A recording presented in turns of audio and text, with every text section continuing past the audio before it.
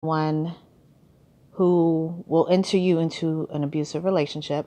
Specifically, I want to talk about someone who is showing signs of having narcissistic personality disorder. The reason why I want to talk about that is because the type of abuse that you get from a narcissist can be very low grade and under the radar, and you miss it a lot of times. It really took me a lot of research to realize those were the kind of men that I was attracting, and to really realize they had a lot in common. It's not just about the disappointment of a relationship not working. It really is a lot about their actions over time and how they treat you.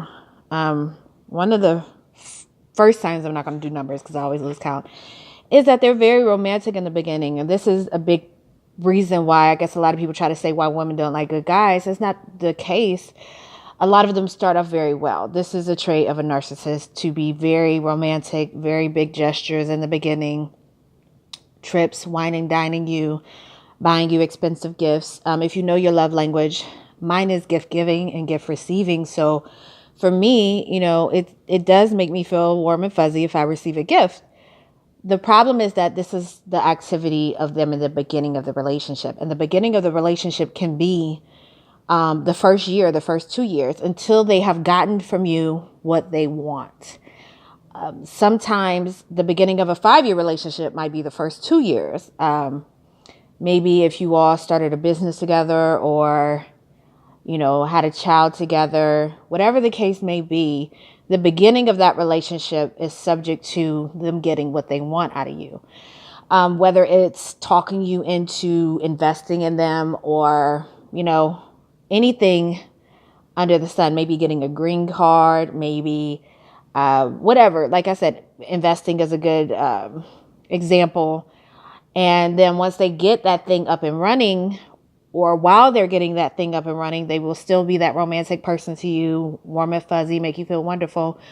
Once they've gotten what they want, they will start treating you poorly and more than likely exit your life. So unfortunately, a lot of women do get scammed and schemed by narcissists because that is their MO, to come in, romance you. And of course, as a woman, you feel like, well, I deserve romance. I deserve someone to take me on trips. I deserve someone to spoil me. Of course you do. I do as well. The problem is deciphering between whether or not that person is actually genuinely doing those things because they don't want anything from you but you, or if they're trying to get something. So you want to pay attention to get comfortable. If you see signs like asking for money, them wanting to start a business with you, things of that nature, where it's like, okay. So now you've come to the point of showing me what you want. Those are the red flags that correlate with the romance. So just be aware that a lot of it is what's happening. Verbal abuse. Yeah, I should have got my phone holder.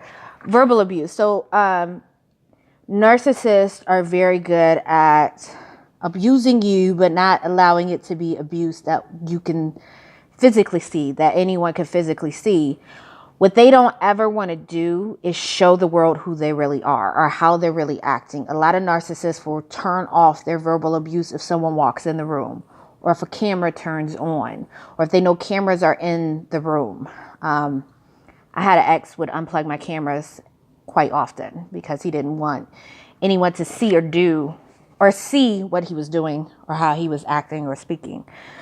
So keep that in mind. A lot of people will get verbally abused and you're like, oh, but you don't act like that around anybody else.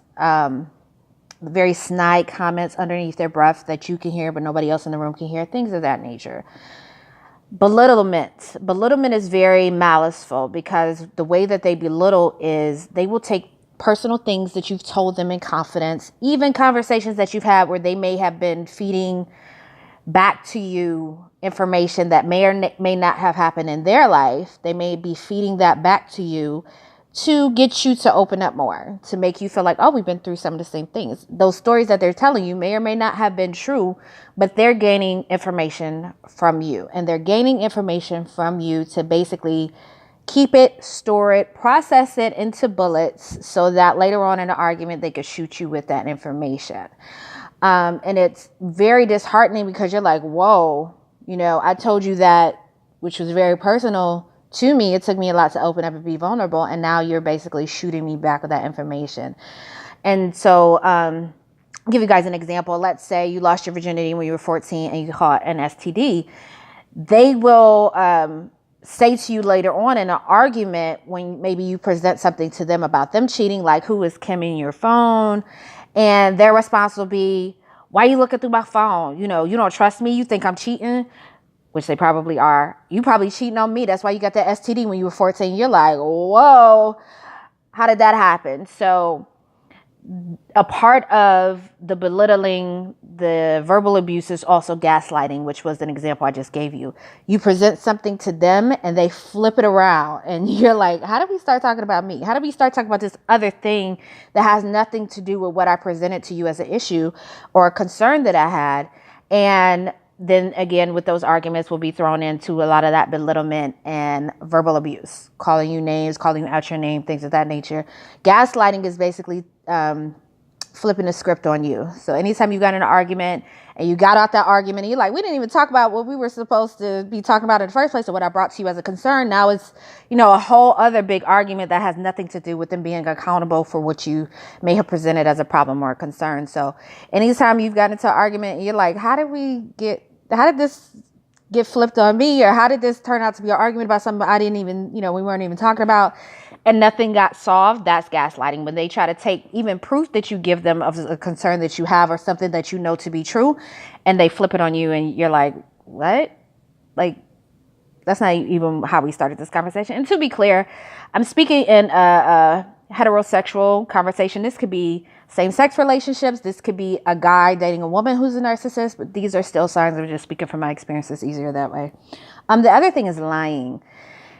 So smooth, they will look you in your face, and so fast they will rebuttal to you with a lie that actually makes a little bit of sense, to the point where if you press the issue, it's almost, again, the gaslighting, like, you just don't trust them. That's usually what it turns into. Oh, you don't trust me. If you ask them to prove the thing that they're trying to tell you to be true, they probably can't. Or it'll turn into, like I said, an argument where the gaslighting begins. But the lying is so smooth. When I say they will look you in your face and tell you you're not you. And I say the lying is so smooth. You can buy a mirror and hold it up to their face and they will try to convince you, and sometimes successfully. And you're like, whoa, how did that happen? That you didn't buy a mirror, number one, and that's not them in the mirror, to the point where you're looking at the mirror like, did the cashier switch the mirror I bought? Like, you're like, what the fuck? But lying, so smooth. I'll give you guys an example. I was in the car with my ex and I found the blonde hair.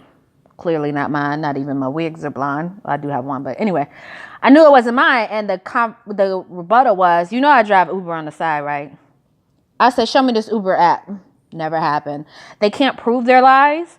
And that's another thing. They don't like the mask being pulled off. So a lot of times, if you start to expose them, or you blow them up as a bad business person, or, you speak about them to any type of family or friends that don't know them to be that type of person, they are irate and angry because you are peeling back the mask of the facade that they have represented to the world for so long. And you weren't supposed to do that. Nobody was ever supposed to know that they were, maybe broke or abusive or mean or, whatever. So that is a thing where they are just like, no one was ever supposed to know.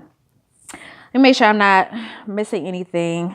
And Dr. Jekyll and Mr. Hyde, I only have 10 minutes. So I might have to do a part 2. But Dr. Jekyll and Mr. Hyde, you'll see one day they're putting you up on a pedestal and the next day they're a complete monster. Or one day they're nice out and about and you get in private and they're horrible to you or to someone close to them that should be getting the utmost respect. So you'll see that flip mode in them and you'll be like, what the fuck? Like, this is not who you were yesterday. Or they'll apologize, but then they'll do something again and again and again that they know you've already expressed to be an issue. So those are some signs and symbols. And, I sometimes you don't really see it until you step back or until you've been damaged. But now that I've learned what it is, you guys can look up narcissistic personality disorders and traits of it so that you're a little bit more forewarned when you are out here dating. And yes, your parent could have been one, which led you to date some. Bye.